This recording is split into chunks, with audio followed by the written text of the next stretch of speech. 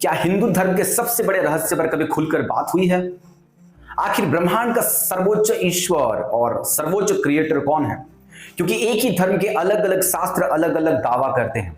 एक कहता है विष्णु ही सबके मूल है, दूसरा घोषणा करता है शिव से ऊपर कोई नहीं, और तीसरा कहता है ब्रह्मा विष्णु और शिव तीनों देवी की शक्ति से संचालित होती है।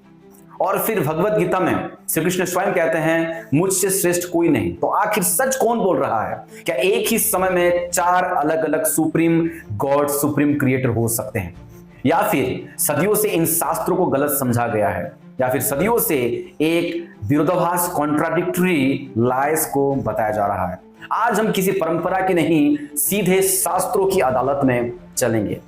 विष्णु पुराण, शिव पुराण, देवी भागवत पुराण और भगवत गीता एक एक प्रमाण के साथ हम देखेंगे, और अंत में फैसला हमारा नहीं होगा, फैसला शास्त्र करेंगे।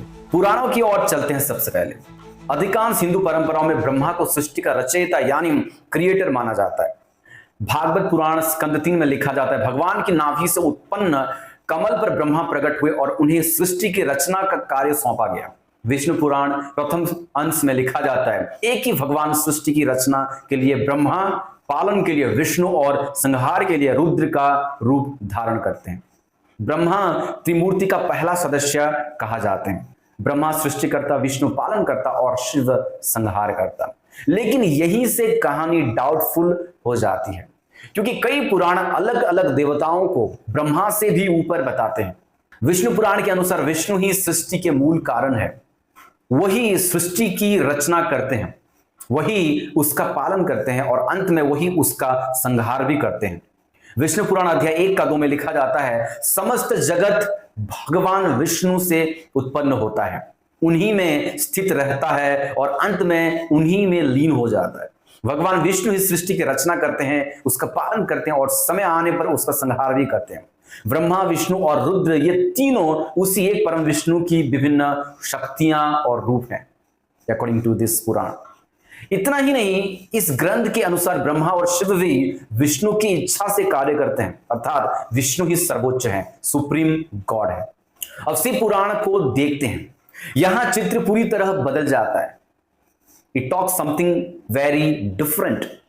इस ग्रंथ में शिव को अनादि अनंत और परम ब्रह्मा कहा गया है। शिव पुराण का विद्येश्वर संहिता में लिखा जाता है सृष्टि से पहले केवल भगवान शिव ही थे, वही अनादि अनंत और परम ब्रह्मा है। लिंगोद्भव कथा में लिखा जाता है ब्रह्मा और विष्णु ने उस अनंत ज्योति स्तंभ का आदि और अंत खोजने का प्रयास किया, लेकिन दोनों असफल रहे। तब भगवान शिव उस अनंत ज्योति के रूप में प्रकट हुए। इस कथा का संदेश ये है, इस कथा का निष्कर्ष ये है कि शिव, ब्रह्मा और विष्णु दोनों से भी श्रेष्ठ है, महान है, बड़ा है। अब आते हैं देवी भागवत पुराण पर। यहां आदिशक्ति को ही अंतिम सत्य बताया गया है। देवी भागवत पुराण स्कंद 1 में लिखा जाता है सृष्टि के प्रारंभ में केवल मैं ही थी, मेरी अतिरिक्त कुछ भी नहीं था। ब्रह्मा, विष्णु और शिव तीनों मेरी ही शक्ति से प्रकट हुए हैं, तीनों देवी की शक्ति से कार्य करते हैं। संपूर्ण चराचर जगत मेरी शक्ति से संचालित होता है। अर्थात अगर हम देवी भागवत पुराण को देखें तो पता चलता है कि देवी ही सुप्रीम रियलिटी है, सर्वश्रेष्ठ ईश्वर है। अब बात करते हैं द फेमस भगवत गीता की। गीता में श्री कृष्ण स्वयं को समस्त सृष्टि का मूल बताते हैं। गीता अध्याय 10 श्लोक 8 में श्री कृष्ण कहते हैं अहम सर्वस्व प्रभवः, अर्थात मैं ही सबका स्रोत हूं। फिर गीता अध्याय 7 श्लोक 7 में कृष्ण कहते हैं मत्तः परतरम नान्यत्, अर्थात मुझसे श्रेष्ठ कोई नहीं है।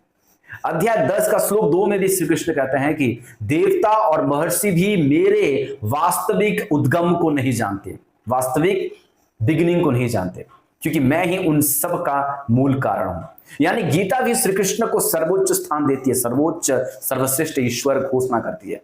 अब त्रिमूर्ति की लोकप्रिय परंपरा विष्णु पुराण, शिव पुराण, देवी भागवत पुराण और भगवत गीता को अगर देखते हैं तो अगर इन सभी कथनों को पूरी तरह स्वीकार किया जाए तो स्वाभाविक रूप से प्रश्न उठता है क्या एक ही समय में चार अलग अलग सुप्रीम गॉड्स या एक ही समय में चार अलग अलग सुप्रीम क्रिएटर्स हो सकते हैं? क्योंकि अगर किसी चीज को, किसी गॉड को सुप्रीम कह रहे हैं तो वास्तव में दूसरा कोई सुप्रीम नहीं हो सकता। लेकिन हम यहां पर चार सुप्रीम क्रिएटर्स, सुप्रीम गॉड्स देखते हैं, जो कि खुद ही लॉजिकली एक फैलेसी या लॉजिकली एक कॉन्ट्राडिक्शन है ना। अलग अलग हिंदू दर्शन, हिंदू फिलोसफी अपनी अपनी व्याख्या प्रस्तुत करते हैं। जैसे कि अद्वैत वेदांत कहता है कि केवल निर्गुण ब्रह्मा ही अंतिम सत्य है। वैष्णव परंपरा कहती है कि विष्णु या श्री कृष्ण ही परम ब्रह्मा है, शिव और ब्रह्मा उनके अधीन कार्य करते हैं। शैव परंपरा कहती है कि शिव ही परम ब्रह्मा है, विष्णु और ब्रह्मा शिव की शक्ति से कार्य करते हैं। और शाक्त परंपरा के अनुसार आदि शक्ति ही अंतिम सत्य है। यानी हर परंपरा अपने अपने शास्त्रों और दार्शनिक दृष्टिकोण के आधार पर एक दूसरे के विरोधाभास यानी कॉन्ट्राडिक्शंस है। Because according to law of contradiction, two opposites can not be true at one time. मतलब साफ है कि हिंदू शास्त्र वास्तव में एक दूसरे का विरोध करते हैं। आपका क्या राय है? कमेंट में जरूर बताइए। Thank you so much. See you soon people.